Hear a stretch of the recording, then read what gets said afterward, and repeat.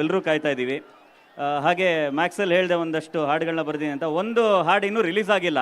Okay, Max ತಂಡದವ್ರಿಗೆ ಯಾರಿಗೂ ಅಭ್ಯಂತರ ಇಲ್ಲ ಅಂದರೆ ಒಂದು ಸಾಲ ಹಾಡ್ತೀನಿ. ಯಾರಿಗೂ ಪ್ರಾಬ್ಲಮ್ ಇಲ್ಲ ತಾನೆ?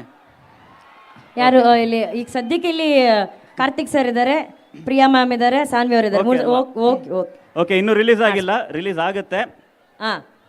ಆಡಿ ಆಡಿ ಐಸ್ ಪೈಸ್ ಸುಸ್ತಾಗೋಯ್ತು ಐಸ್, ಸ್ವೆಟರ್ ಹಾಕಿರೋ ಬಟರ್ಫ್ಲೈ ಉಳ್ಸೊಂಟ 0 ಸೈಜ್, 4 ದಿನದಿಂದ ಸಿಕ್ಕಿಲ್ಲ ಅಂತ ಎಲ್ಲ ಬಾಯ್ಸ್, ಯಪ್ಪ ಯಪ್ಪ ಯಪ್ಪ ಯಪ್ಪ making so much noise.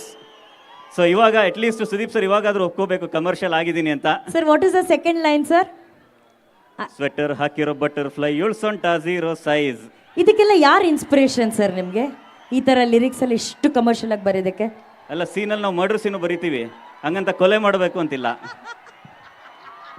Super sir, thank you so much. ಇವತ್ತು ಆ ಎಕ್ಸ್ಕ್ಲೂಸಿವ್ ಹಾಡನ್ನ ನಮ್ಮ ಎಲ್ಲ ಕಿಚ್ಚ ಅಭಿಮಾನಿಗಳಿಗೋಸ್ಕರ ಕೊಟ್ಟಿದ್ದಕ್ಕೆ thank you so much sir. Thank you so much. Sudeep sir